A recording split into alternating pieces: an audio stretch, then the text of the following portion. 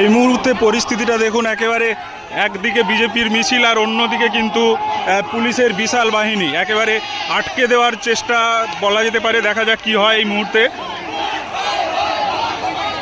দেখতে পাচ্ছেন সেই ছবিটা সরাসরি, কিন্তু দেখা যাক কি হয় এবার।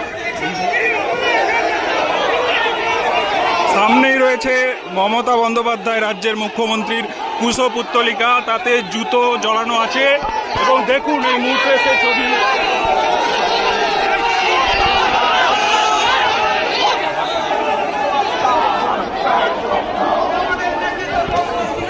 আটকে দেওয়া হয়েছে মিছিল আটকে দেওয়া হয়েছে।